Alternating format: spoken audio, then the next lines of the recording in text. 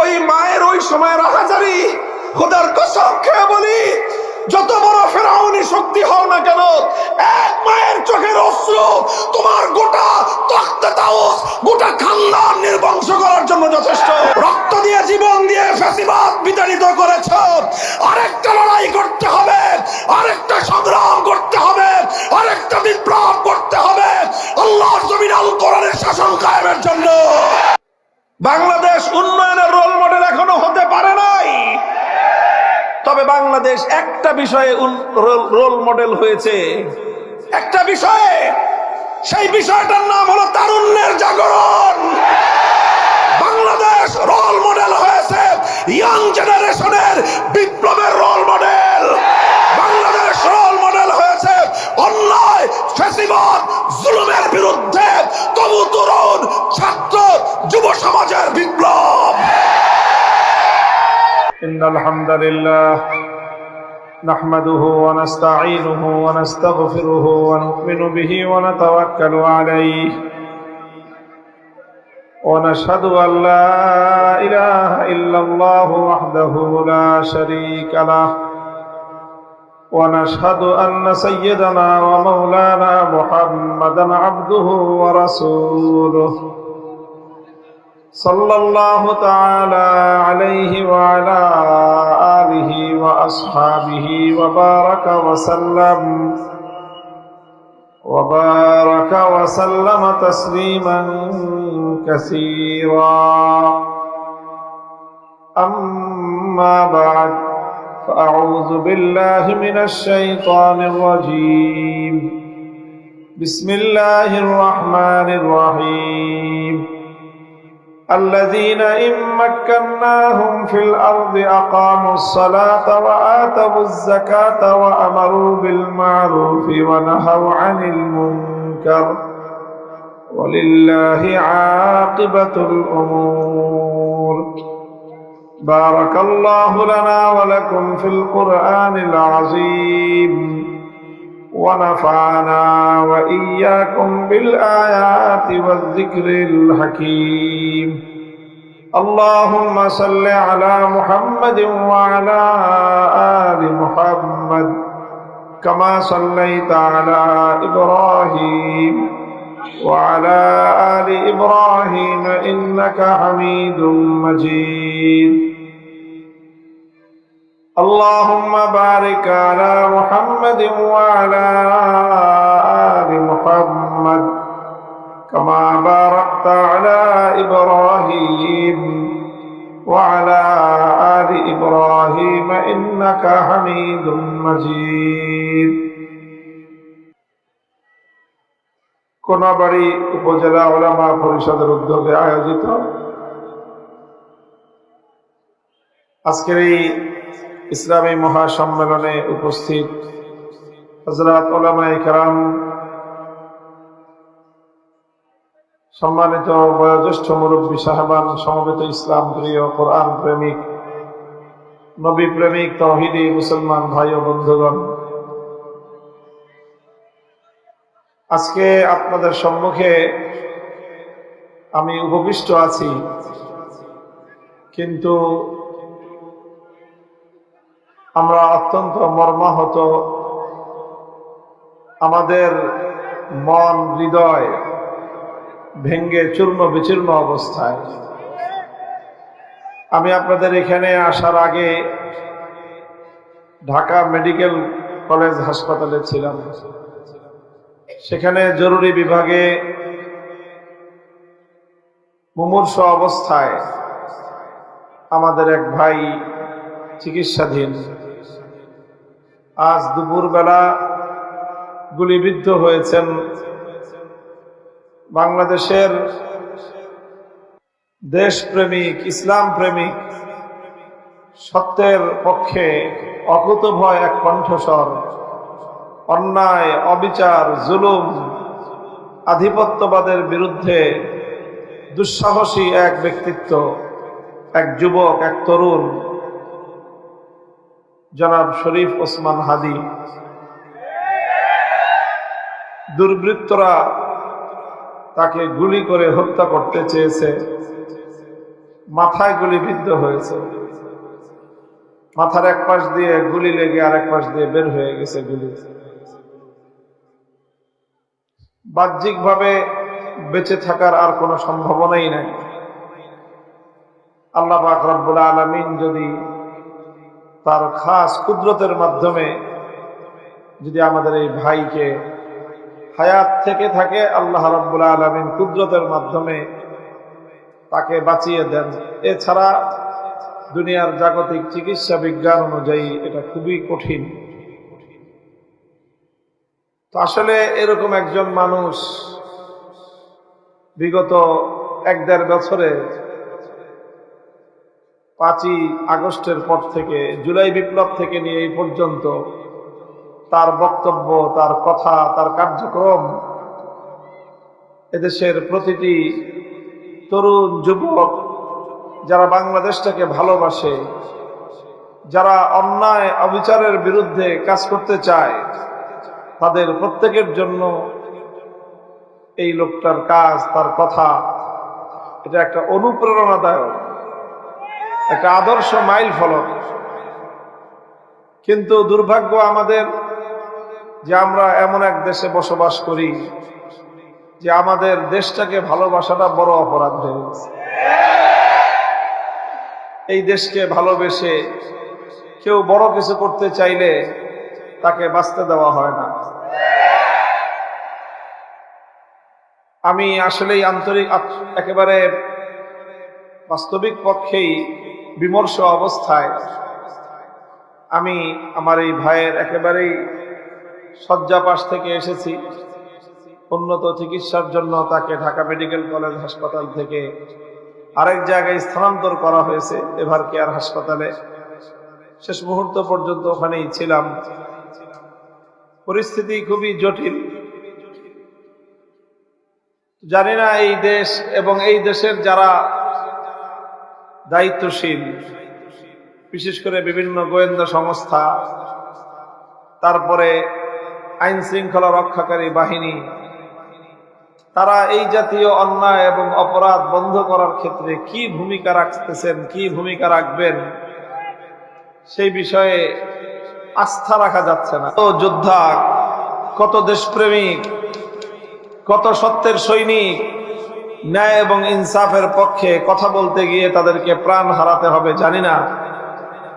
তবে আমরা যদি শপথ করতে পারি যে এই কোন মৃত্যুর মিছিল, এই জাতীয় কোন আক্রমণ, আমাদের জীবনের কোন হুমকি, আমাদের কাউকে সত্য প্রতিষ্ঠার এই সংগ্রাম থেকে, আল্লাহর দ্বীনকে বিজয়ী করবার এই আন্দোলন থেকে, অন্যায় এবং অবিচারের বিরুদ্ধে বাংলাদেশ বিরোধী আধিপত্যবাদী যে শক্তি, সেই শক্তির মোকাবেলা থেকে আমরা এক চুল পরিমাণ পিছপা হব না।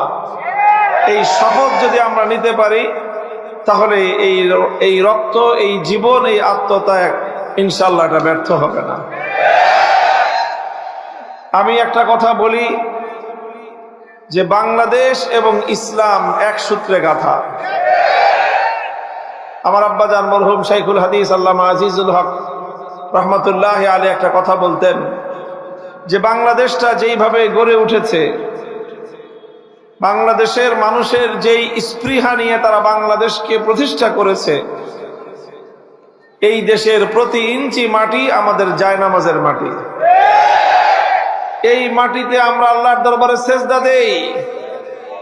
190 বছর লড়াই করে এই মাটিকে ব্রিটিশের গোলামীর জিঞ্জির থেকে আজাদ এবং মুক্ত করা হয়েছে।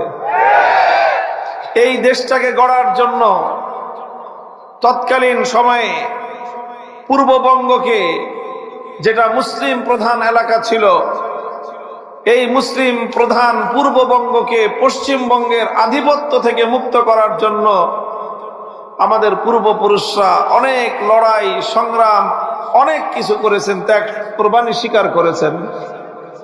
1947 সালে যখন দেশটা বিভক্ত হয় গোটা ভারতবর্ষ, তখন এই জনপদের মুসলমানেরা তারা ভারতের সাথে থাকে নাই, তারা দিল্লির গোলামীকে মানে নাই, তারা ঐক্যবদ্ধ হয়ে এই বাংলাদেশ নামক ক্ষুদ্র একটা অংশকে ভারতের মানচিত্র থেকে আলাদা করেছিল শুধু একটা ইচ্ছা এবং অভিপ্রায় নিয়ে, একটা চাওয়া পাওয়ার জন্য।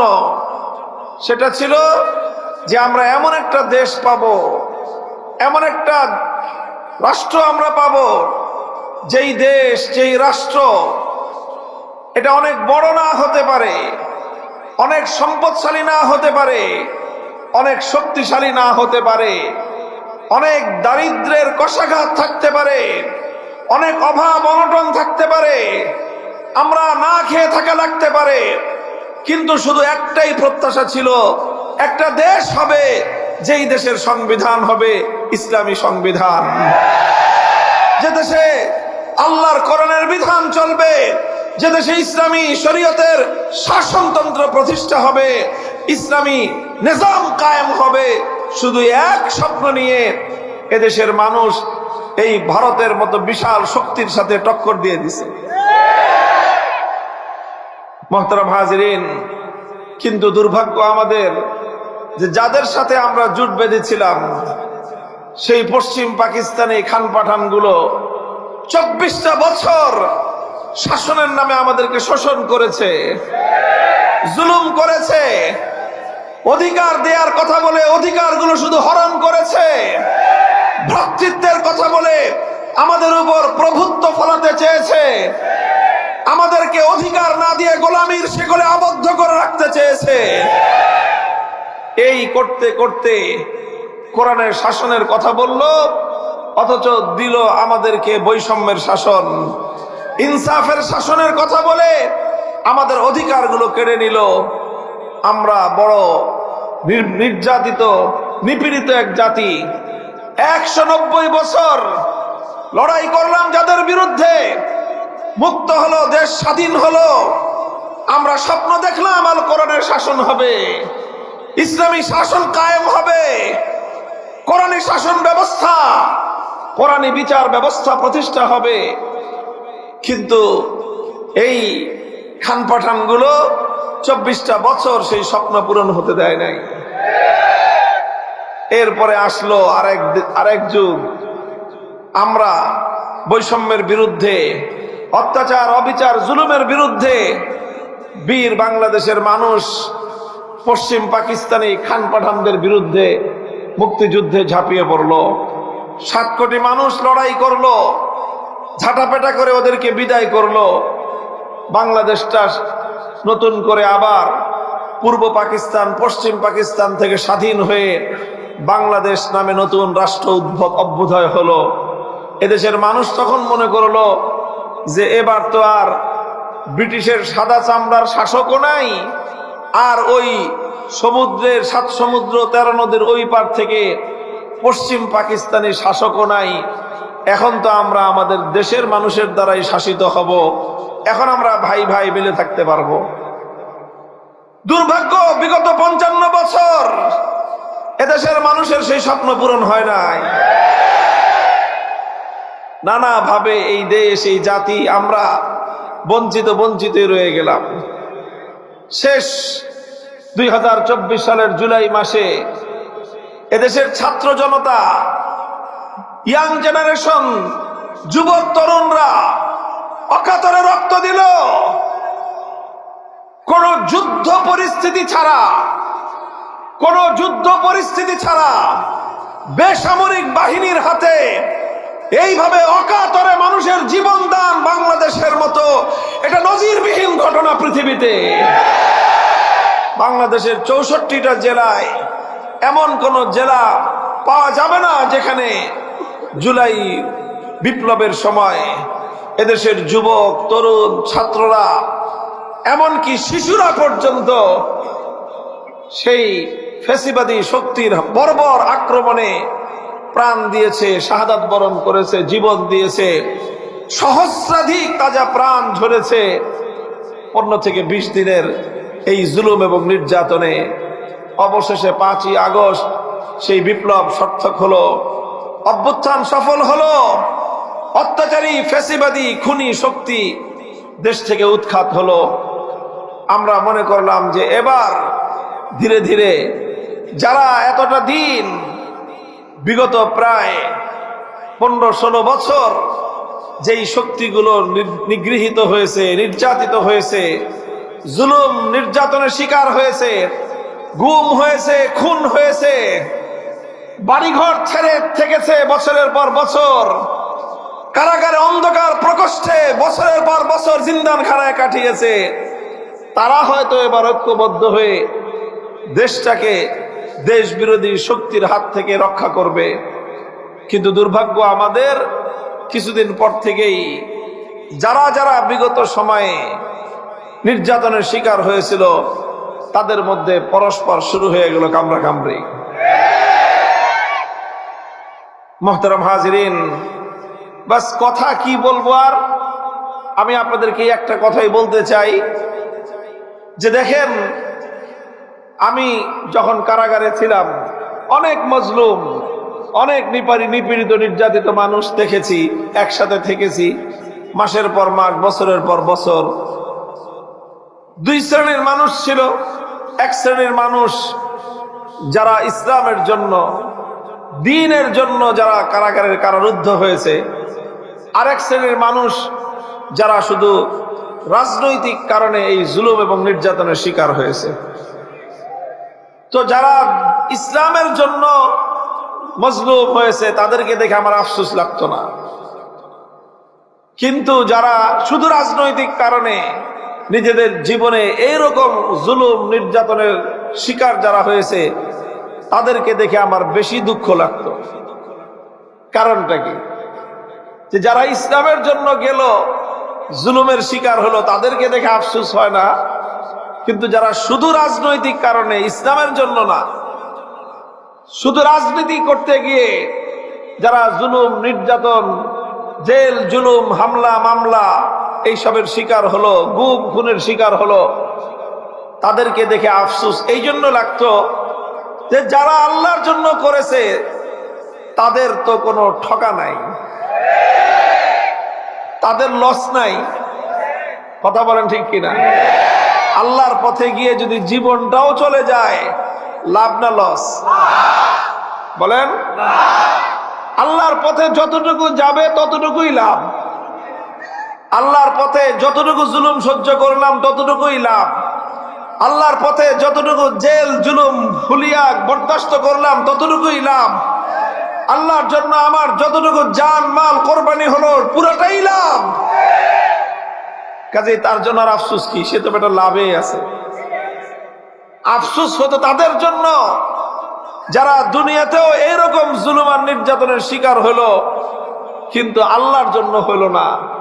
তাদেরকে দেখে আমার আফসোস হইতো যে বেটা তুই তো আল্লাহর কাছেও পাইলি না, দুনিয়াতে তো হারাইলি। আমি জানি না, আমার এই লোকদের প্রতি খুব একটা সহমর্মিতা, দুঃখ কষ্ট, তাদের প্রতি আফসোস তৈরি হইতো। আর মনে হইতো যে হায়, এই সব মাজলুম মানুষগুলো তাদের এই জুলুমের শিকার হওয়াটা যদি একমাত্র আল্লাহর জন্য হতো, একমাত্র আল্লাহর দ্বীনের জন্য হতো, একমাত্র আল্লাহকে রাজি আর খুশি করার জন্য হতো, তাহলে এই লোকগুলি কতই না সৌভাগ্যবান হয়ে যেত।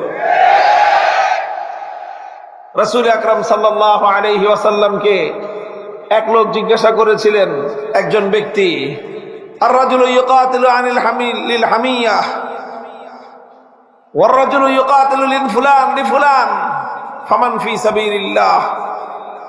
যে এক একজন এক এক কারণে যুদ্ধ করে। কেউ নিজের স্বজাতির প্রেমে যুদ্ধ করে, কেউ নিজের দেশপ্রেমের জন্য যুদ্ধ করে, কেউ নিজের সম্প্রদায়ের ভালোবাসায় যুদ্ধ করে, কেউ নানা কারণে দুনিয়ার রাজনীতির কারণে যুদ্ধ করে। তো এই যারা যারা যোদ্ধা, এদের মধ্যে আল্লাহর পথের যোদ্ধা কে? আল্লাহর পথের যোদ্ধা ফামান ফি সাবিলিল্লাহ, আল্লাহর পথের মুজাহিদ কে? রাসূল আকরাম সাল্লাল্লাহু আলাইহি ওয়াসাল্লাম জবাব দিয়েছিলেন, মান কাতালা লিতাকুনা কালিমাতুল্লাহি হিয়াল উলিয়া ফাহুয়া ফি সাবিলিল্লাহ। মান কাতালা লিতাকুনা কালিমাতুল্লাহি হিয়াল উলিয়া ফাহুয়া ফি সাবিলিল্লাহ। আল্লাহর নবী বললেন, একমাত্র ওই ব্যক্তি আল্লাহর রাস্তার মুজাহিদ, যে ব্যক্তি আল্লাহর জমিনে আল্লাহর কালিমাকে বুলন্দ করার জন্য, আল্লাহর দ্বীনকে বুলন্দ করার জন্য, ইসলামকে বিজয়ী করার জন্য যে লড়াই করে, যুদ্ধ করে, সেই হলো একমাত্র আল্লাহর পথের মুজাহিদ। ভাই, শুধু যুদ্ধ করলেই মুজাহিদ হওয়া যায় না, শুধু লড়াই করলেই মুজাহিদ হওয়া যায় না, শুধু জীবন দিলেই শহীদ হওয়া যায় না। জীবন দিতে হবে কার জন্য? আর এক হাদিসের মধ্যে আল্লাহ রাসূল সাল্লাল্লাহু আলাইহি ওয়াসাল্লাম ইরশাদ করেছেন, তিন ব্যক্তিকে সর্বপ্রথম কিয়ামতের দিন আল্লাহর দরবারে হাজির করা হবে। একজন ব্যক্তি হলো দানবীর, দুনিয়াতে দান খয়রাত করতে করতে চতুর্দিক ভাসায় ফেলেছে। আরেক ব্যক্তি হলো এলেম শিখে অনেক বড় আলেম হয়েছে, মানুষকে অনেক এলেম শিখাইছে, মানুষকে অনেক দিনের দাওয়াত দিয়েছে। আরেক লোক হলো জিহাদ, যুদ্ধ করতে করতে শহীদ হয়ে গেছে। এই তিন ব্যক্তিকে আল্লাহ হাজির করবেন। সর্বপ্রথম হাজির করে তাদেরকে জিজ্ঞাসা করবেন যে, আমি যে তোমাদেরকে দুনিয়াতে পাঠালাম, আর তোমাদেরকে যে হায়াত দিলাম, জীবন দিলাম, তোমাদেরকে আমি নিয়ামত দিলাম, তোমরা কি করেছো? তখন একজন একজন করে বলবে। প্রথম দানবীর বলবে যে, আল্লাহ, আপনি আমাকে অনেক সম্পদ দিয়েছিলেন, এই সম্পদগুলো দিয়ে আমি আপনার জন্য বহু দান করেছি, মানুষকে অনেক সাহায্য করেছি, দান খয়রাত করেছি। আল্লাহ বলবেন, সব কথা তোমার ঠিক আছে, তুমি দান করেছো, মানুষকে সাহায্য করেছো, দান খয়রাত করেছো, সব ঠিক আছে, তোমার একটা কথা শুধু মিথ্যা। তুমি যে বললা আমার জন্য করেছো, তোমার শুধু এই কথাটা মিথ্যা, আর বাকি সব ঠিক আছে। তোমার দান ঠিক আছে, খয়রাত ঠিক আছে, সাহায্য করছো ঠিক আছে, যেই তোমার কাছে গেছে তুমি তাকে কিছু না কিছু সাহায্য করেছো, তবে আমার জন্য করছো এটা তুমি মিথ্যা বললা। বরং তুমি কেন করেছো এটা? লিতুকালা আন্নাকা জাওয়াদুন, লিয়ুকালা আন্নাকা জাওয়াদুন, তুমি এই জন্য করেছো যেন মানুষের মধ্যে দানবীর হিসেবে তোমার সুপরিচিতি হয়, শুধু এই জন্য করেছো। কাজেই তুমি যেই জন্য করেছিলা, তোমাকে তো দুনিয়ার মানুষ দানবীর বলে তোমাকে সম্মান করত, তোমাকে মানুষের মধ্যে পরিচিতি প্রসিদ্ধি হয়ে গেছিল যে তুমি দানবীর। কাজেই তুমি যেই জন্য করেছো সেটা তো হয়ে গেছে। আমার কাছে কি চাও তুমি? আমার কাছে তোমার কি প্রাপ্য চাও না চাওয়া আছে? কারণ তুমি তো আমার জন্য করো নাই, তুমি তো করেছিলে এই জন্য যেন মানুষ তোমাকে দানবীর বলে। দানবীর তোমাকে দুনিয়ার সব মানুষ দানবীর বলে তোমাকে জিন্দাবাদ দিয়েছে। কাজেই তুমি যেটার জন্য করেছো সেটা তুমি পেয়ে গেছো, আমার কাছ থেকে তোমার আজকে পাওয়ার কিছুই নেই। দ্বিতীয় ব্যক্তি আলেমকে আল্লাহ জিজ্ঞাসা করবেন, তুমি কি করছো? সে বলবো যে, আল্লাহ, আমি আপনার এলেম, দ্বীনের এলেম শিখেছি, কোরআনের এলেম, হাদিসের এলেম শিখেছি, আর এরপরে এই এলেম দিয়ে আমি দুনিয়ার মানুষকে অনেক শিক্ষা দিয়েছি, অনেক ওয়াজ করেছি, মানুষকে অনেক নসিহত করেছি, অনেক কিছু করেছি। আল্লাহ, এটি আপনার জন্য করেছি। আল্লাহ তাকেও বলবেন, সব ঠিক আছে তোমার, তুমি অনেক বড় আলেম হইছো, তুমি মানুষের মধ্যে অনেক এলেমের প্রচার করেছো, ওয়াজ করছো, সবচেয়ে বড় বক্তা ছিলা, অনেক নসিহত করতে মানুষকে, মানুষ তোমার নসিহত শুনে বহু মানুষ দুনিয়াতে হেদায়েত পেয়ে গেছে। সব ঠিক আছে, কিন্তু তোমার একটা কথা মিথ্যা। তুমি যে বললা আমার জন্য করেছো, ওই কথাটা তোমার মিথ্যা, বাকি সব ঠিক আছে। তুমি এই জন্য এলেম শিখেছিলা, আর এই জন্য ওয়াজ করতা, এই জন্য বক্তা হয়েছিলা, যে মানুষের মধ্যে তোমার পরিচিতি হয়, ওরে বাপরে বাপ, বিরাট হুজুর, বিরাট মাওলানা, বিরাট বক্তা। এই সুখ্যাতি পাওয়ার জন্য তুমি করেছিলা, আমার জন্য তুমি করো না। কাজেই তুমি যেটার জন্য করছো দুনিয়াতে তুমি পাইছো। তুমি কোনো মাহফিলে গেলে অমুকের আগমন, শুভেচ্ছা, স্বাগতম স্লোগান হয়েছে, তোমার নামে বিরাট বিরাট পোস্টারে তোমার নাম লেখা হয়েছে, তুমি জগৎ বিখ্যাত আলেম হয়ে গেছো, মানুষের মধ্যে তোমার পরিচিতি আর সুনামের কোনো অভাব ছিল না। কাজেই তোমার যা চাওয়ার ছিল সব পেয়ে গেছো, আমার কাছে কি চাও? আমার কাছে তোমার জন্য কিছুই নেই। তৃতীয় ব্যক্তি, তাকে আল্লাহ বলবেন তুমি কি করছো? সে বলল আল্লাহ কি করছি মানে জীবনটা দিছিলেন আপনার জন্য, জীবনটা পর্যন্ত দিয়ে দিছি, শহীদ হয়ে গেছি। আল্লাহ বলবেন সব ঠিক আছে, তোমারও একই কথা।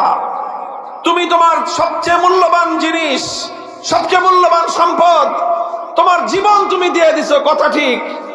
তুমি শহীদ হয়ে গেছো, সেই কথাও ঠিক, তবে কথা মিথ্যা একটা। তুমি যে বললা আমার জন্য জীবন দিছো, এই আমার জন্য দিছো এই কথাটা তোমার মিথ্যা। তাহলে তুমি কেন জীবন দিয়েছিলা? তুমি জীবন দিয়েছিলে এই জন্য লিয়াকাল আন্নাকা জারিউন, যেন দুনিয়াতে তোমার সুনাম হয় যে বাহাদুর, বীর পুরুষ। এইরকম তোমার নামে যেন দুনিয়ার মানুষ তোমাকে স্মরণ করে, তোমার নামে যেন মানুষ স্লোগান দেয়, আর তোমাকে যেন মানুষ অনুসরণীয় মনে করে। তোমার যেন সারা দুনিয়াতে সুখ্যাতি সুনাম হয়ে যায়। মানুষের সুনাম পাওয়ার জন্য, সুখ্যাতি পাওয়ার জন্য তুমি করেছো।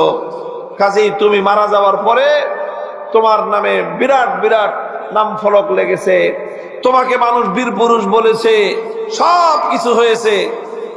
তুমি আমার জন্য করেছো, এটা তো ঠিক না। কাজেই যেটার জন্য করেছিলা সেটা হয়ে গেছে, আমার কাছে তোমার জন্য পাওয়ার কিছু নাই। এরপর আল্লাহ পাক ফেরেশতাদেরকে ডাইকা বলবেন যে এই যে শহীদ, আর এই যে হুজুর, আর এই দানবীর, এই তিনটারে ঠ্যাং উপর দিকে ঝুলাই নিয়ে যান। এই তিনটাকে ঠ্যাং উপর দিকে দিয়ে ঝুলে সমস্ত হাসরের মাঠের মানুষের সামনে দিয়ে তিন ব্যক্তিকে ঠ্যাং উপর দিকে মাথা নিচের দিকে ঝুলাই নিয়ে জাহান্নামের মধ্যে ছেড়ে দিয়ে জাহান্নাম উদ্বোধন করা হবে। মুহতারাম হাজিরিন, এটা কোনো বানানো কথা না, সব আলেম ওলামারা আছে। আল্লাহ রাসূল সাল্লাল্লাহু আলাইহি ওয়াসাল্লামের সহিহ হাদিস একেবারে এইভাবেই বর্ণনা আছে। আমি যা বললাম আমি নিজের পক্ষ থেকে ব্যাখ্যা দেই নাই, আল্লাহর পয়গম্বর যেভাবে বলেছেন সেটাকেই আমি আপনাদের ভাষায় আপনাদের সামনে উপস্থাপন করলাম। ভাই, এই কথাগুলি বলার দ্বারা আমার উদ্দেশ্যটা কি? উদ্দেশ্য হলো এই, বহু যুবক আছে, বহু মানুষ আছে জীবনের ঝুঁকি নিয়ে সংগ্রাম করে, লড়াই করে, প্রতিপক্ষের সাথে যুদ্ধ করে, জীবনের মায়া নাই। এই মানুষগুলো কত মূল্যবান, কত দামি ছিল, এদের জীবন কত মূল্যবান আর কত দামি ছিল। যদি এই জীবন আর এই সাহস, এই উদ্যম, তাদের এই সাহসিকতা, তাদের এই বীরত্ব, এটা যদি আল্লাহর জন্য হতো, আল্লাহর দ্বীনের জন্য হতো, তারা দুনিয়াতে সবচেয়ে দামি মানুষ হয়ে যেত। আমি সত্যিকার অর্থেই ওই সকল মানুষগুলোকে এখনো দেখে আফসোস করি, যারা এত কষ্ট করতেছে, এত কষ্ট করে শুধুমাত্র একটু দুনিয়াতে বড় নেতা হওয়ার জন্য, শুধুমাত্র একটু রাজনৈতিক ক্ষমতা হাসিল করার জন্য, শুধুমাত্র দুনিয়াতে একটু পরিচিতি অর্জন করার জন্য, দুনিয়াতে মানুষের একটুখানি সুনাম পাওয়ার জন্য এত কিছু করলো। শুধুমাত্র নিয়তটা ঠিক না থাকার কারণে, রাস্তাটা ঠিক না থাকার কারণে তাদের এই সব চেষ্টা, মেহনত, তাদের এই সকল ত্যাগ, কোরবানি, তাদের এই সকল জেল জুলুম, তাদের এই সব টাকা পয়সা খরচ করা, এই জান জীবন পানি করে মেহনত করাটা, এই সব কিছু বেকার, নিষ্ফল হয়ে যাবে। কারণ এর পিছনে এমন কোন মহৎ উদ্দেশ্য নাই যে মহৎ উদ্দেশ্যটা আল্লাহর কাছে দাম আছে। এই জন্য মুহতারাম হাজিরিন, আমি আপনাদেরকে একটা কথা বলি, যুবকদেরকে একটা কথা বলি, বাংলাদেশের যুবকরা তারা তো সত্যিকার অর্থেই, অনেকেই বলতো যে বাংলাদেশ উন্নয়নের রোল মডেল। কথাটা ছিল না? বলেন, উন্নয়নের মানে বাংলাদেশ এমন উন্নয়ন করেছে যে অন্যান্য দেশের জন্য বাংলাদেশ এখন মডেল, অন্যান্য দেশের জন্য বাংলাদেশ এখন আইকন, বাংলাদেশ এখন অনুসরণীয়। এগুলো তো সব ভাওতাবাজির কথা ছিল, আসলে ফালতু কথা। কিসের উন্নয়নের রোল মডেল হয়েছে বাংলাদেশ? বাংলাদেশে কি উন্নয়ন হয়েছে? এটা স্বাভাবিক উন্নয়ন। 15 বছরে যতটুকু উন্নয়ন হওয়ার কিছু উন্নয়ন হবেই, কারণ উন্নয়ন যদি না হয় চুরি করবে কোত্থেকে? 28 লক্ষ কোটি টাকা বাংলাদেশ থেকে চুরি করেছে। করতে পারেন কত? 28 কোটি, 2800 কোটি, 28,000 কোটি, 28 লক্ষ কোটি। এই ভাই, 1 লক্ষ কোটি টাকা কত টাকায় হয় করতে পারেন? 28 লক্ষ কোটি টাকা। 28 লক্ষ কোটি টাকা অল্প কয়েকটা মানুষ মিলে দেশ থেকে চুরি করে নিয়ে গেছে। 28 লক্ষ কোটি টাকা চুরি কেমনে করছে? এই যে মেগা মেগা প্রকল্প নিছে, এখন যত বড় প্রকল্প তত বড় চুরির ব্যবস্থা। ভাই, কাম যদি 10 টাকার, চুরি করবেন কয় টাকা বলেন? সবচেয়ে বেশি চুরি করলেও তো 8 টাকা না 9 টাকায় চুরি করতে পারবেন, 1 টাকার তো কাম করতে হবে। এখন এই যে বড় চুরি করতে হলে বড় কাম ধরা ছাড়া উপায় নাই। এখন এই বিশাল বিশাল কাম ধরছে যাতে বিশাল বিশাল চুরি করা যায়। দেশটাকে ফোকলা করে ছেড়ে দিছে। এক একটা ব্যাংক ভয়ঙ্কর যে কাজগুলো করেছে, ব্যাংকগুলো আরো কি ভয়ঙ্কর কাজ, যতগুলো ইসলামী ব্যাংক ছিল, ইসলামী ব্যাংক যেগুলো ছিল, সেই ব্যাংকগুলোকে ক্ষমতার অপব্যবহারের মাধ্যমে এই ব্যাংকগুলোকে তারা ফাঁদ বানাইছে, ফাঁদ। কারণ সাধারণ মানুষ অন্য ব্যাংকের চেয়ে ইসলামী ব্যাংকে টাকা বেশি রাখে।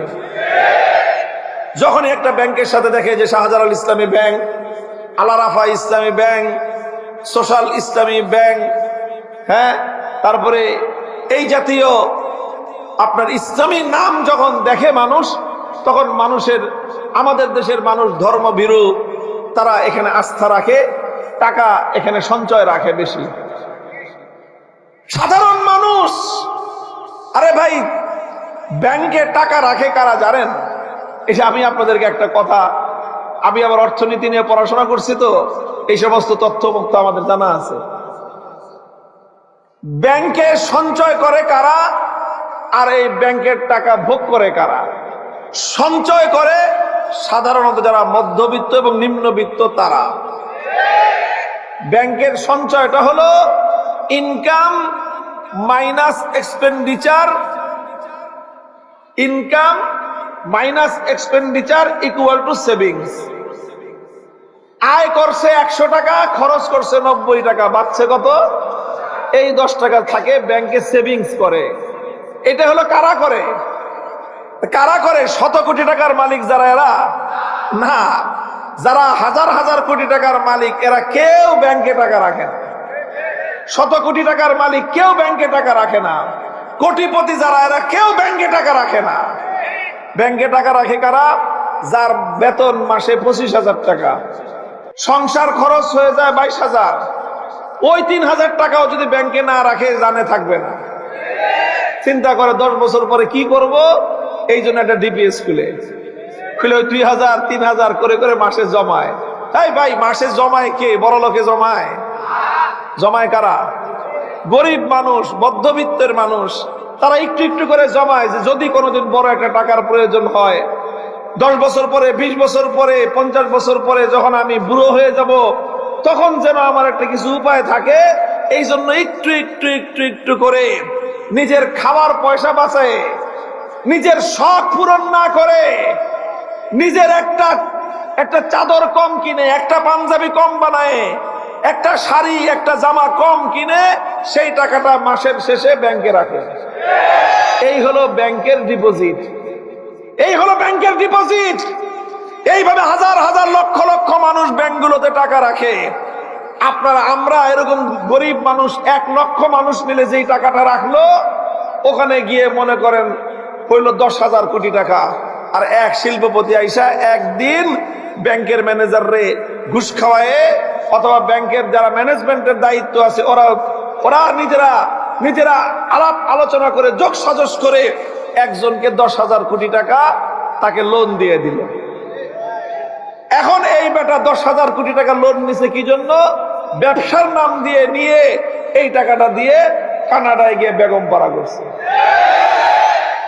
এই হলো কাজ হয়েছে এই দেশটায়। আর নাম দিছে উন্নয়নের রোল মডেল। কত বড় ভাওতাবাজি আর ধোঁকাবাজির সিস্টেম চলেছে। বাংলাদেশ উন্নয়নের রোল মডেল এখনো হতে পারে নাই, তবে বাংলাদেশ একটা বিষয়ে রোল মডেল হয়েছে, একটা বিষয়ে। সেই বিষয়টার নাম হলো তারুণ্যের জাগরণ। বাংলাদেশ রোল মডেল হয়েছে ইয়াং জেনারেশনের বিপ্লবের role model. Bangladesh role model হয়েছে অন্যায়, ফ্যাসিবাদ, জুলুমের বিরুদ্ধে তবু তরুণ ছাত্র যুব সমাজের বিপ্লব।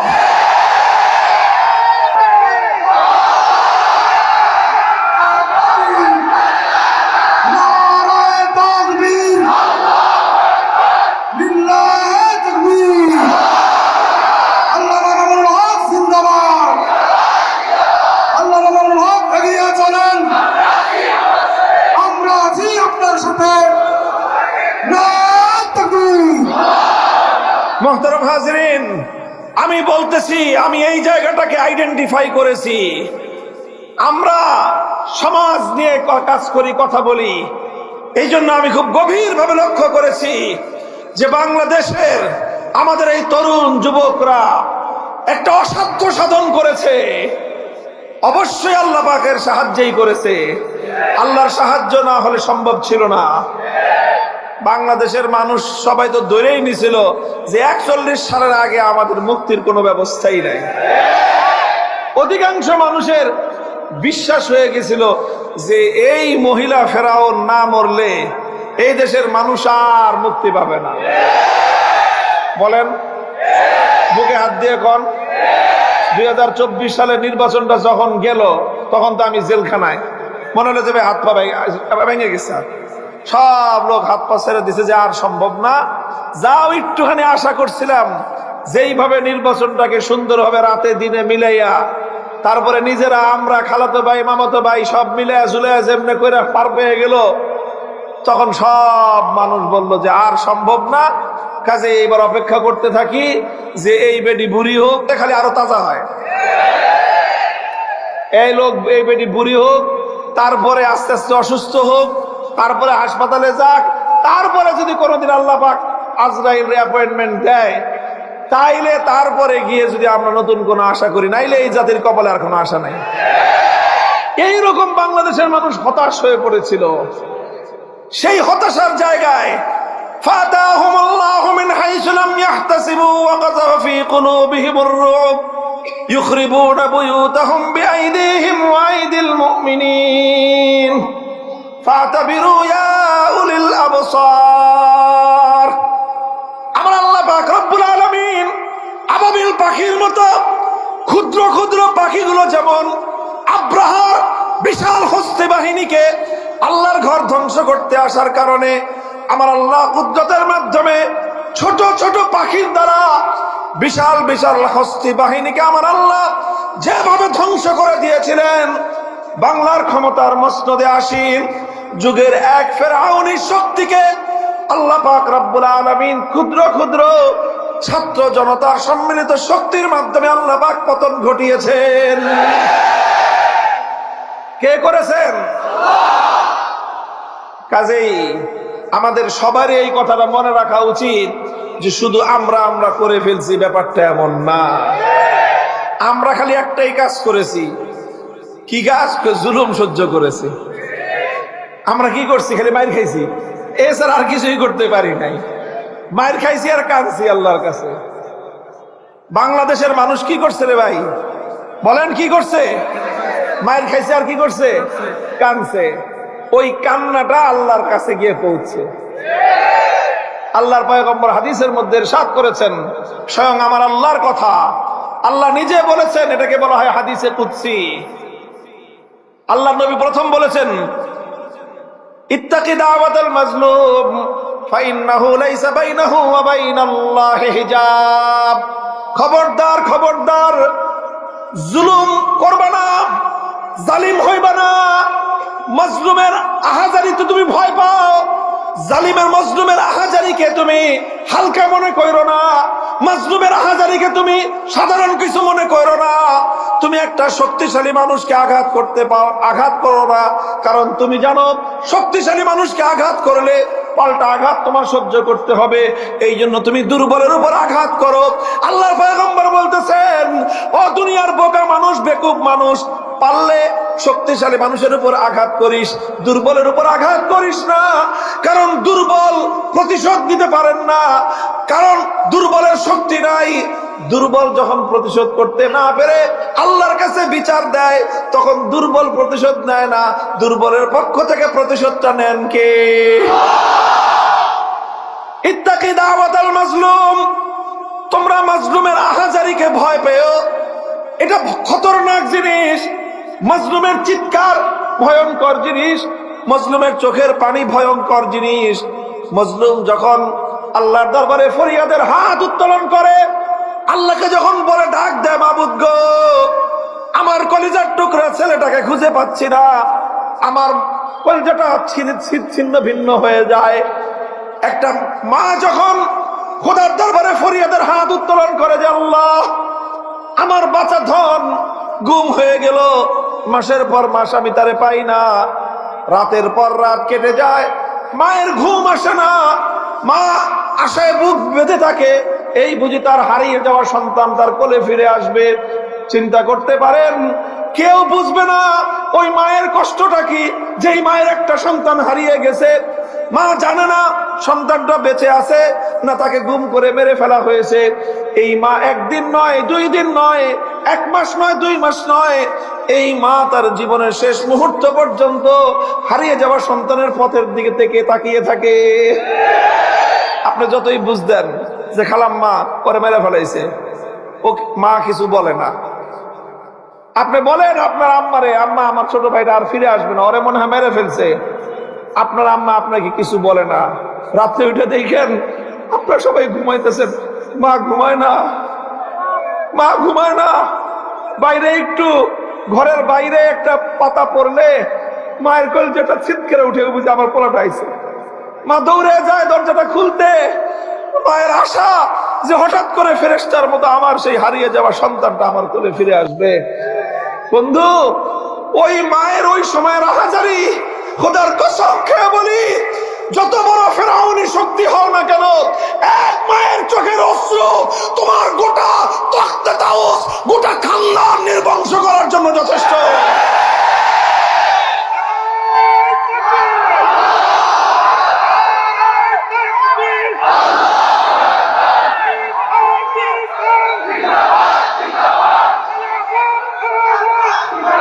মুহতারাম হাজিরিন, আমি বলতেছিলাম এই ছিল বাংলাদেশের মানুষের অবস্থা। আমরা শুধু কি করছি, কি বলেন, মায়ের খাইছি আর কানছি, আসলে আমরা আর কিছুই করি নাই। আমাদেরকে মারছে, আমরা মায়ের খাইছি আর কানছি। আরে ভাই, আমার কথাই তো 3টা বছর আমার ছোট ছোট মাসুম বাচ্চাগুলো যখন আমাকে কোর্টে উঠাইতো, ওরা গিয়ে যে তাকায় থাকতো, ওদের নিষ্পাপ চোখের দিকে তাকাইলে নিজের চোখের পানি সংবরণ করতে পারতাম না। ওই বাচ্চাগুলো কাছে আসতে চাইলে কাছে আসতে পারতো না। এই যে করুণ কাহিনী, এই কাহিনীর তো অভাব ছিল না বাংলাদেশে। বাংলাদেশের মানুষই একটা কামি করছে, মার খাইছে আর কানছে। এই পানিগুলো সব গিয়ে খোদার আরশে জমা হয়েছে। আল্লাহ বলেন, আল্লাহ নিজে বলেন, হে মাজলুম, তোর ফরিয়াদ, তোর আর্তচিৎকার দুনিয়ার কোন জালিমের পাষাণ ভেদী হৃদয় পর্যন্ত হয়তো পৌঁছতে পারে না। দুনিয়ার জালিমের দরবারে যেই উন্মুক্ত নাচ গানের আর বিশাল বিশাল বিভিন্ন আয়োজন হয়, সেই আয়োজনের সেই তুমুল আওয়াজকে ভেদ করে জালিমের কর্ণকুহর পর্যন্ত হয়তো পৌঁছতে পারে না। কিন্তু মনে রাখবি, তোর কান্নার এই ধ্বনি দুনিয়ার কেউ না শুনলেও আমি আরশের মালিক, সঙ্গে সঙ্গে তোর কান্নার আওয়াজ আমি শুনতে পাই। আল্লাহ শুনে সঙ্গে সঙ্গে আল্লাহ একটা রিপ্লাই দেন, আল্লাহ একটা জবাব দেন। আল্লাহ শুধু শুনে বসে থাকেন না, আল্লাহ প্রত্যেকটা মজলুমের আহাজারির সঙ্গে সঙ্গে আল্লাহ রিপ্লাই দেন। আল্লাহ কি বলেন সেটাও আল্লাহ নিজে বলে দিয়েছেন। লাআনসুরান্নাকা ওয়ালাউ বা'দা হিন। লাআনসুরান্নাকা, ওলামায়ে কেরামকে জিজ্ঞাসা করে দেখবেন, লামে তাকিদ বা নুনে তাকিদ সাকিলা।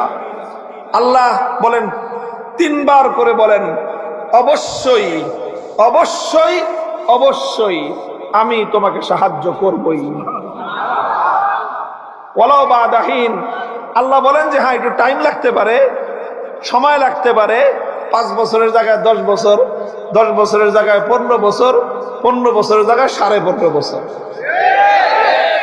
এরপরে আল্লাহর সাহায্য যখন আসে, তখন তোমার এই কে তোমাকে আশ্রয় দাতা, তোমার পিছনে কত বড় ব্যাকআপ আছে, আর তোমার পিছনে কত বড় রাষ্ট্র শক্তি আছে, তোমাকে তারা কত বড় শক্তি দিয়ে তোমাকে তারা সাহায্য করলো, সহযোগিতা করলো, তুমি কিভাবে প্রশাসন সাজাইলা, কিভাবে তুমি বাহিনী সাজাইলা, কিভাবে তুমি দুর্ভেদ্য কেল্লা তৈরি করলা, আমার আল্লাহর কুদরতের কাছে ওগুলি দেখার টাইম থাকে না।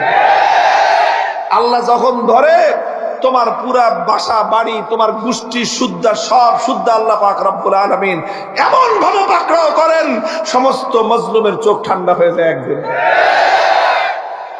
মুহতারাম হাজিরিন, কথা আমি আর লম্বা করলাম না, এদিক সেদিক থেকে কিছু কথা বললাম। একটা কথাই বোঝাইতে চাইতেছি আপনাদেরকে। আমি বলেছিলাম এদেশের মানুষ বিগত দিনগুলোতে একটা বিষয়ে এই দুনিয়ার মানুষের সামনে আমরা রোল মডেল হতে পেরেছি। আমাদেরকে দেখে এই পাক ভারত উপমহাদেশের আরো বিভিন্ন দেশের ইয়াং এবং তরুণ যুবকদের মধ্যে জাগরণ তৈরি হয়েছে, তাদের মধ্যে জাগরণ তৈরি হয়েছে। তারা আমাদের যুবকদেরকে দেখে, বাংলাদেশের তরুণদেরকে দেখে তারা উজ্জীবিত হয়েছে। আমাদের তরুণদের স্লোগানগুলোকে বিভিন্ন দেশের তরুণরা তারা এটাকে নকল করেছে। আমাদের তরুণদের স্লোগান নিয়ে তারাও এরকম বিপ্লব, জুলুমের বিরুদ্ধে, অন্যায়ের বিরুদ্ধে তারা মাঠে নেমেছে। কাজেই আমার দেশের তারুণ্য, আমার দেশের ছাত্র জনতা, আমার দেশের যুবক, আমার দেশের ছাত্ররা, অনেকে শুধু ছাত্রদের কথা বলেন, আমি জুলাই বিপ্লবকে খুব ভালো করে অধ্যয়ন করে দেখেছি। ছাত্রদের পিছনে আরেকটা শক্তি তারা ব্যাকআপ হয়ে দাঁড়ায়ছিল, তারা হলো শ্রমিক, গার্মেন্টসের শ্রমিকরা, বিভিন্ন কলকারখানা ফ্যাক্টরির শ্রমিকরা, তারাও ছিল মাঠে। তারা ময়দানে ছাত্রদেরকে বলছে, তোমরা যাও ভাই, আমরা আছি তোমাদের সাথে। অথচ এই আন্দোলনে শ্রমিকদের কোনো স্বার্থ ছিল না। তারা শুধুমাত্র অন্যায়ের বিরুদ্ধে, জুলুমের বিরুদ্ধে, অত্যাচারের বিরুদ্ধে ছাত্র জনতার পাশে ছিল। আমার আল্লাহ পাক রব্বুল আলামিন এই সকল কচি কাঁচা ছাত্রদের হাতে এমন ঝানু রাজনৈতিক শক্তিকে, এমন পতন, এমন শিক্ষা, এমন ধ্বংস আল্লাহ পাক তাদের কপালে দিয়েছে। বাইচা থাকবি, দূরের থেকে দেখতে থাকবি, সামনে যেতে পারবি না। মরে গেলে তো শেষ হয়ে যেত। আল্লাহ পাক রব্বুল ইজ্জত এমন শাস্তি দিবেন, তুই থাকবি, চেয়ে চেয়ে দেখবি যে বাংলাদেশে তুই আসতে পারবি না। দূর থেকে খালি গালাগালি মারতে পারবি আর বড় বড় কথা পেতে পারবি, কিন্তু এই দেশে তুই আর কোনোদিন আসতে পারবি না। মুহতারাম হাজিরিন, আমি সবগুলো কথার পিঠে একটাই কথা বলতে চাই। যারা আজকে বিভিন্ন তন্ত্রের জন্য, বিভিন্ন মন্ত্রের জন্য জীবন দিচ্ছ, বিভিন্ন নেতার আদর্শের জন্য জীবন দিচ্ছ, বিভিন্ন মতাদর্শের জন্য জীবন দিচ্ছ, হাই যুবক, তোমার এই জীবন এত কম দামি না, তোমার এই যৌবনের দাম এত কম না। আমি আল্লাহর নামের শপথ করে একটা কথা বলি, বিশেষ করে যুবকদেরকে বলি, তোমার যৌবনের মূল্য দেওয়ার ক্ষমতা পৃথিবীর কোন শক্তির নাই। তোমার এই যৌবনের দাম, মূল্য চুকানোর ক্ষমতা আছেন একমাত্র ওই সত্তার, যিনি তোমাকে সৃষ্টি করেছেন এবং তোমাকে যৌবন দিয়েছেন। তিনি ছাড়া তোমার যৌবনের দাম কেউ দিতে পারবে না।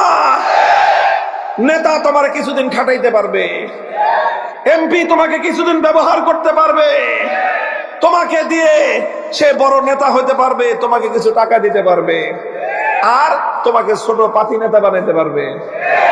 এই কয়েকটা জিনিস তুমি পাইবা। নেতার অধীনে থেকে পাতি নেতা হইতে পারবা, টাকা পাইবা, নেতা তোমার আরো বড় নেতা হবে, এগুলো তুমি পাবা।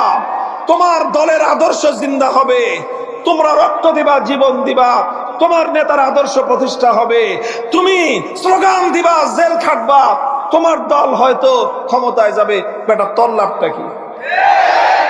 দেখেন হযরতে রিবিঈ ইবনে আমির রাদিয়াল্লাহু আনহু আল্লাহর নবীর সাহাবী, যখন তারা রোমান সাম্রাজ্যের সঙ্গে যুদ্ধ করতে গেলেন, তো রোমান সেনাপতি তাকে ডেকে জিজ্ঞাসা করলো, মানিবতা আসাকুম বলিবাপ্তা আসাকুম, এই কে পাঠাইছে রে তগরে? এই আরব থেকে তোরা আসছস সিরা ফাটা জামা গায়ে দিয়ে আমাদের বিশাল রোমান সাম্রাজ্যের সঙ্গে যুদ্ধ করতে, টক্কর দিতে। বেকুব জাতি কথাকার, চিরশ্রম সাম্রাজ্য কি জিনিস? আমেরিকার মতো সুপার পাওয়ার। খাইতে পারস না, না খেয়ে থাকস, 3 বেলার জায়গায় 2 বেলা খাস, বেটা একটা ভালো কাপড় পরতে পারস নাই, আইসস আমার দেশে যুদ্ধ করতে। তুই জানোস রোমান সাম্রাজ্য কি জিনিস? কে পাঠাইছে তোদেরকে আর কেন পাঠাইছে? প্রশ্ন দুইটা করছিল রোমান সেনাপতি রুস্তম। রুস্তমের নাম শুনছেন না? রুস্তম হলো পৃথিবীর ইতিহাসে রোমান সেনাপতি। রোমান সেনাপতি আল্লাহর নবীর একজন দরিদ্র সাহাবী, যার জামা কাপড় ছেঁড়া। সাহাবায়ে কেরামের তো জামা কাপড় ছিঁড়াই থাকতো। খলিফা হয়ে গেছে, তাও জামার তালি ছুটে নাই। তো এই কাপড় সাপড় দেখে গেছে, এই বেটা ভালো জামা গায়ে দেওয়ার পয়সা নাই, 2 বেলা পেট ভরে খাইতে পারস না, আইসস রোমান সাম্রাজ্যের সাথে যুদ্ধ করতে। জানোস রোমান সাম্রাজ্য কি জিনিস? কে পাঠাইছে, কেন পাঠাইছে? এই 2টা প্রশ্ন ছিল। তিনি কি জবাব দিলেন? তিনি 2টার প্রশ্নে 2টা ছোট্ট ছোট্ট 2টা জবাব দিলেন। প্রথম কথা, কে পাঠাইছে? আল্লাহু ইবতাসানা, আল্লাহ পাঠাইছে। কে পাঠাইছে? চিৎকার করে বলো, কে পাঠাইছে? মিছিলে যাইবা, সংগ্রামে যাইবা, আন্দোলনে যাইবা, যেটাতেই যাও, এমন কাজে যাইবা যেন বলতে পারো আল্লাহ পাঠাইছে। এমন কাজে যাইও না যেখানে বলতে হয় নেতায় পাঠাইছে। ভাই আমিও পাঠাইতে চাই না, আমার কথা কেউ বলো না। এমন কাজ করবা, এমন আদর্শের জন্য লড়াই করবা যেন তুমি বুকে হাত দিয়ে বলতে পারো কে পাঠাইছে। এটা তোমাকে কেউ মাসলা দেওয়ার দরকার নাই, ফতোয়া দেওয়ার দরকার নাই। আমি তোমাকে তোমার নিজের আত্মাকে জিজ্ঞাসা করতে বললাম। তুমি এমন কাজে যাবা যেই কাজে তুমি বুকে হাত দিয়ে বলতে পারবা কে পাঠাইছে। সবাইকে ধোকা দেওয়া যায়, নিজেকে ধোকা দেওয়া যায় না। বলেন, এই জন্য আল্লাহ নবী বলছেন, ইস্তাফতি কালবাক, নিজের মনকে জিজ্ঞাসা কর, তুই বেটা তুই কি সঠিক পথে আসো না ভুল পথে আসো? নিজেরে জিগাও। বিবেককে জিজ্ঞাসা করো। আমাকে জিজ্ঞাসা করলে হয়তো আমি তোমাকে ভুলভাল বুঝে আমার দলে টানতে চাইবো, ওনারে জিজ্ঞাসা করলে উনি ভুলভাল বুঝে ওনার দলে টানতে চাইবে। তুমি তোমার বিবেককে জিজ্ঞাসা করো, তোমার বিবেক কোনোদিন তোমাকে ধোকা দিবে না। এই জন্য সাহাবীর বলেছিলেন, আল্লাহু ইবতাসানা, আরে পাঠাইছেন কে? এক কথার মধ্যে দুনিয়ার সমস্ত কুফরি শক্তির সাথে ইসলামী শক্তির পার্থক্যের বুনিয়াদ তৈরি হয়ে যায়। দুনিয়ার কুফরি শক্তি লড়াই করে কোন রাজার রাজত্ব টিকানোর জন্য, দুনিয়ার কাফের বাহিনী যুদ্ধ করে কোন বাদশাহী টিকানোর জন্য, কোন দেশের রাজত্ব টিকায় রাখবার জন্য, কোন নেতার নেতৃত্ব টিকায় রাখার জন্য, কোন দলের অস্তিত্ব রক্ষার জন্য মুসলমান লড়াই করে দেশের জন্য নয়, দলের জন্য নয়, নেতার জন্য নয়। মুসলমান লড়াই করলে এক আল্লাহর জন্য লড়াই করে।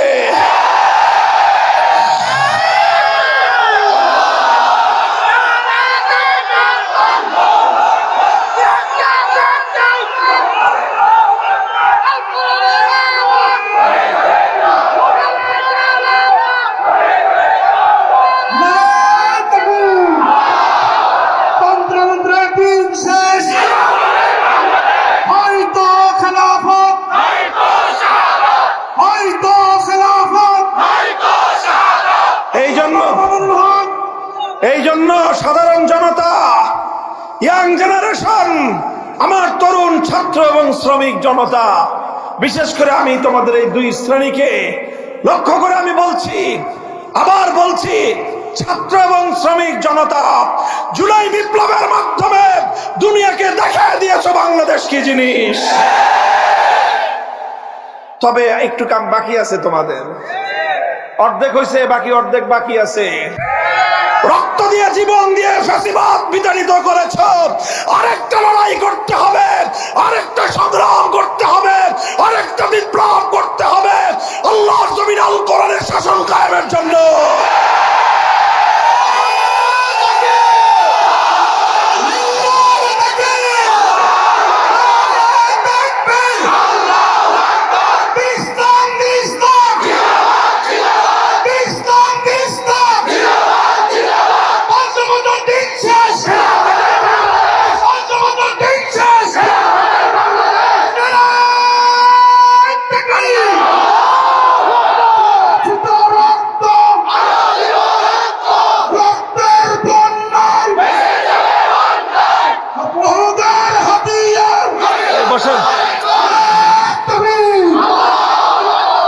হাজিরিন, নিয়তকে খালেস করেন, আল্লাহর জন্য জীবন দেন, আল্লাহর জন্য যৌবন দেন, আল্লাহর জন্য ত্যাগ আর কোরবানি স্বীকার করেন, আল্লাহর জন্য জেল খাটেন, আল্লাহর জন্য জুলুম সহ্য করেন।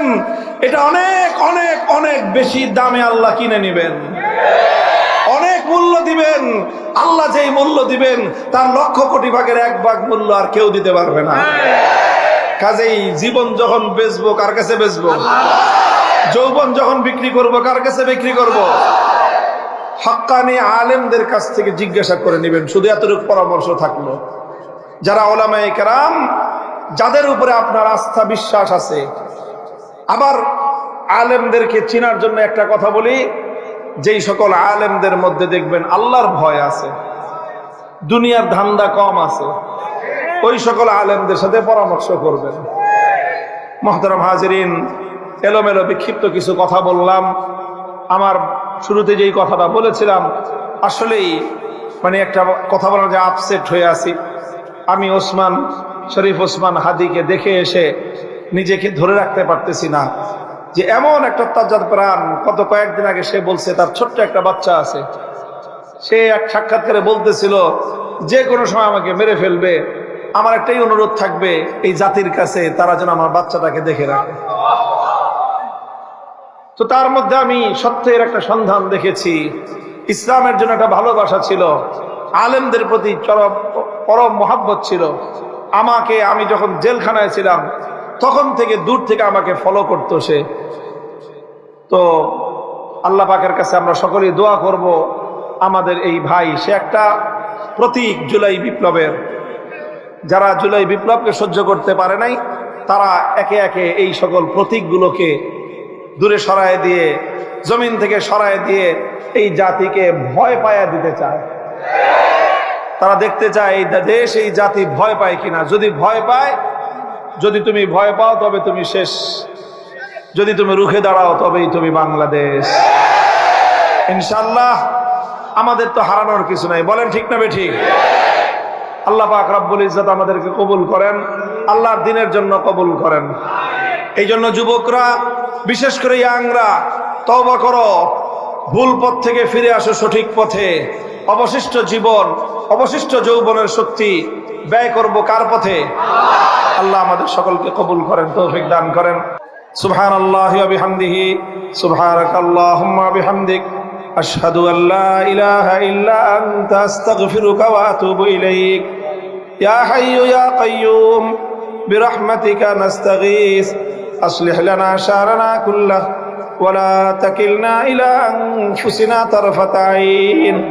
إله العالمين رب العالمين, আমাদের প্রিয় ভাই, আয় আল্লাহ জাতির সাহসী সন্তান শরীফ ওসমান হাদিকে আয় আল্লাহ কুদরতের মাধ্যমে পরিপূর্ণ সুস্থতা দান করুন। আল্লাহ রব্বানা তাকাব্বাল মিন্না ইন্নাকা আনতাস সামিউল আলিম ওয়া তুব আলাইনা ইয়া মাওলানা ইন্নাকা আনতাত তাওয়াবুর রহিম।